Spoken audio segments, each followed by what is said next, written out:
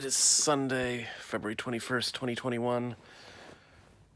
Was it 11:25 a.m., I think? And that says, now it says 10 hours, 33 minutes sleep, but that's not quite accurate.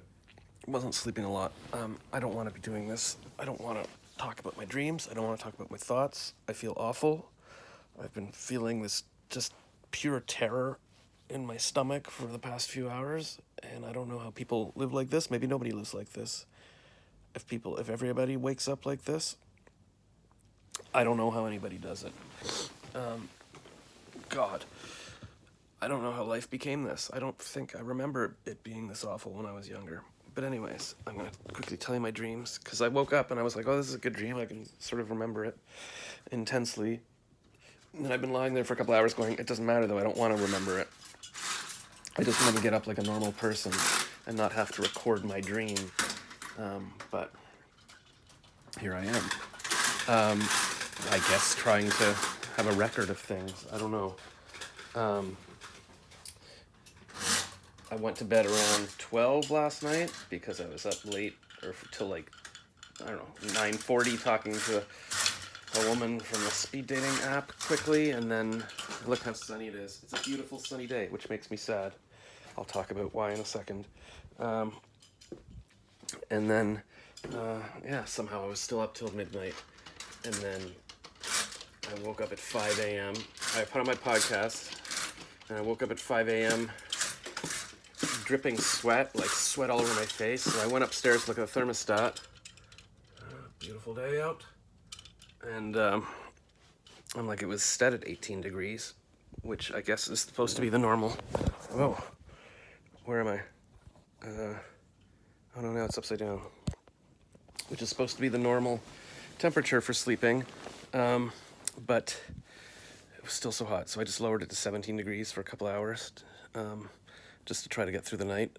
But I will try to sleep in the garage from now on. I'll just have to set up a long cord to go there.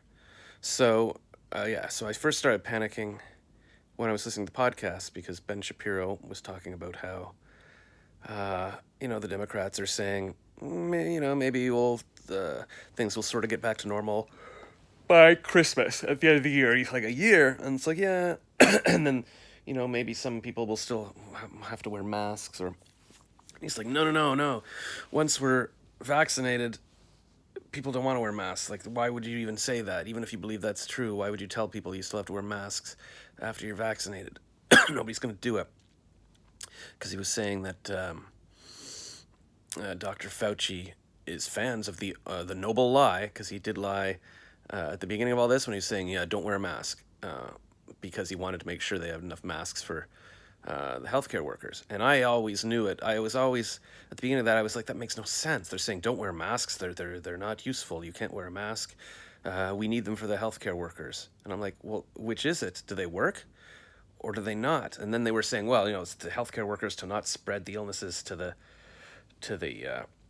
patients. I'm like, that doesn't make any sense. If you're dealing with patients who are sick, why are you concerned about the healthcare workers spreading? That don't make any sense. And it turns out that wasn't true. They were just lying, saying masks are useless, so they had enough masks for healthcare workers. Anyways, so Shapiro's saying that there's some scientist who's sort of done some anecdotal kind of data crunching, because you can't do a control group with this. But he says it looks like by April, we'll basically have herd immunity in the community, because most 55% of Americans have already been exposed to the virus and have antibodies or whatever. And so life will start going back normal. And I just was lying there sleeping, panicking, like, oh my God, life goes back to normal. That means people are back in school. People are back in bars. People are traveling. People are doing things. And I'm left behind. Like, the only thing that's kept me going this year was when this all started. It was like, wow, we're all inside. So, if I go online to a Zoom call or whatever, we're all trapped inside. We're all doing this. Like, it was cozy. Like, I wasn't missing anything. And now if life goes back to everything, I feel like totally alone. Like, that's it. Maybe some people will still be online. I think, a year ago, people were still on Facebook, still on Instagram. But people will be at work. People will be together. And I'll just be alone. And I don't know how to handle that. So, what else? Sorry, I was just focusing on my face now. So that was what I was thinking about while I was falling asleep. And then my dream. Okay. I can barely remember now. I remember I was sort of in a this big flat kind of house. This is kind of almost like a bungalow, but with a basement. And bungalows can have basements. With this girl, and it was a girl's house, and she lived with her parents, and they were rich. And she was like, she gave me a book or something by like an entrepreneur. Like, here's the guy. I don't know, some information about how to succeed on Google or something. It was a white book, and then she's like, "Yeah, I'm gonna help you write a book." It's fading already. It's fading, but I just remember I was like, "Okay, thanks." And then I was walking around the house. I don't know, just looking for other people or whatever. And then there was some other woman there, a blonde woman, and I accidentally walked into the bathroom and she was having a shower or something. And she's like, "Oh, hello," and she told me like to film her or something. So I had like footage of her bum walking away from me or something. And then I guess later on I ran into this girl and she's like, "Hey, can I see your phone or something?" And then she looked at my phone and then she's like, "What is that? Who's that other that you're with that girl?" And I'm like, "I don't know how that happened." And I was like, and then I just like ran away and then she was like, "Get out of my house." And then I ran to the basement and I was trying to hide in a corner. Like it was this big flat sort of basement, kind of 1960s style architecture, and there was like this sort of screen wall that I was like running by, and then I hid in the corner. I was like, "There's nowhere to hide," so I just went under a blanket. But I could hear her parents coming close, and they found me. And so let me think. And the house was kind of like it was almost like an office space. Like there was different rooms and offices like along the outside of the house. Like there's a hallway you walk down, and I guess it felt a lot more.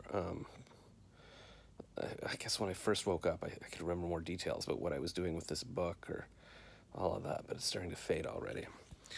And then I just sort of woke up, and I don't know what time it was, and I was just trying to think of. I was just desperately looking for an anchor.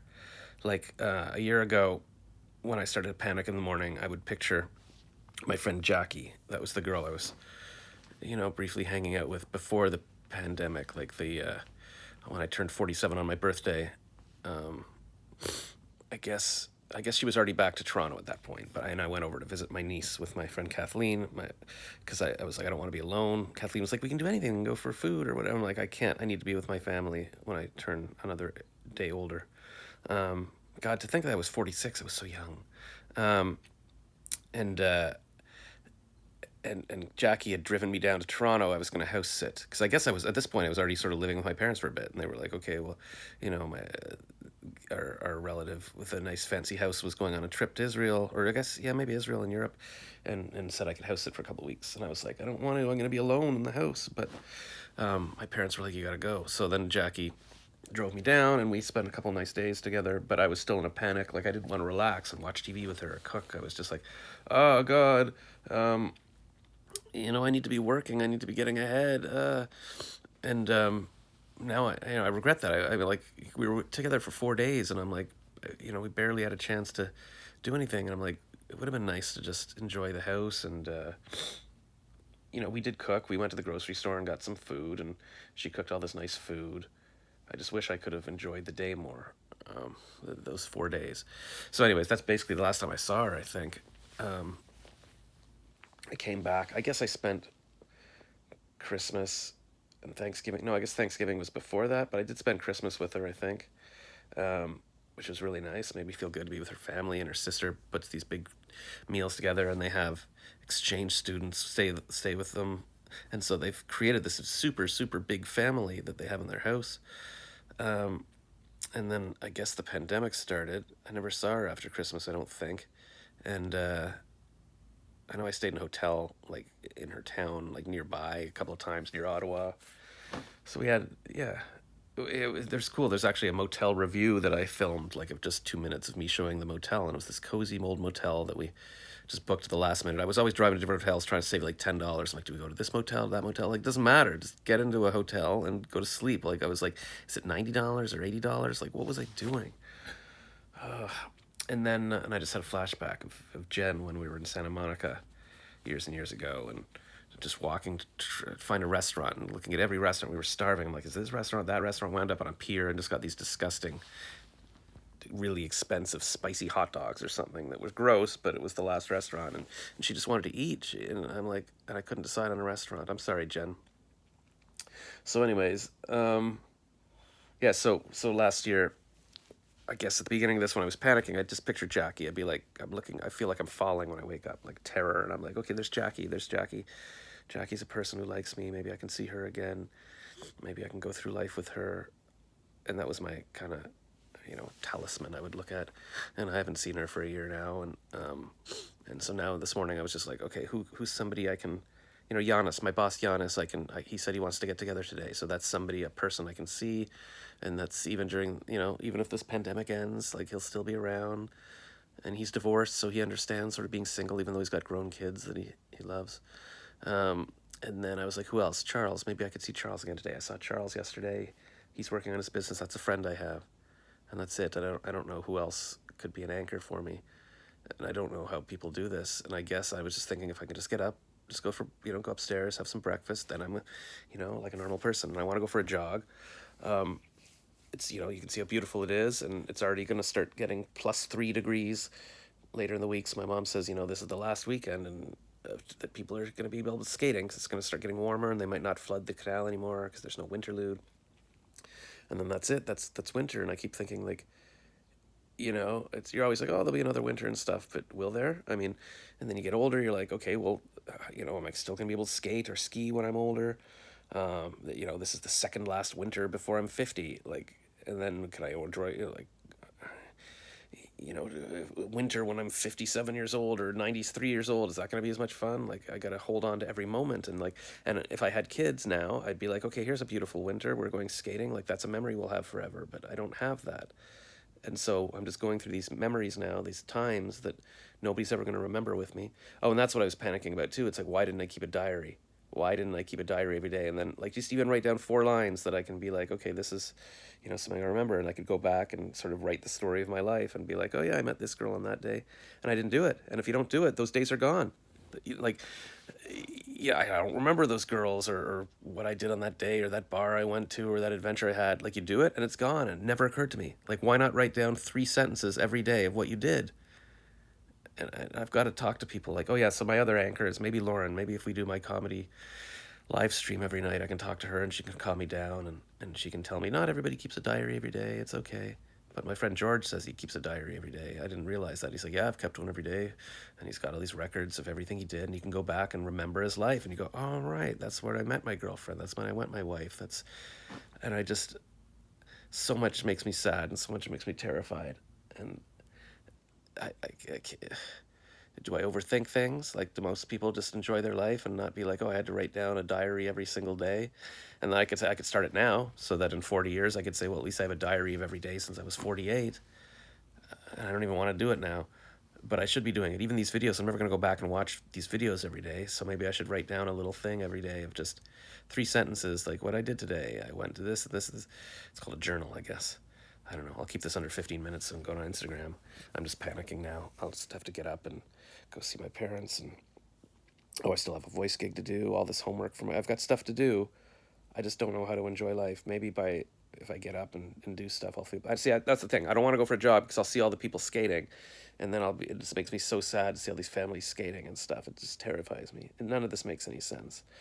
God, I should be doing happy comedy videos. I'll try working on that. Sorry for being down, but thank you for listening.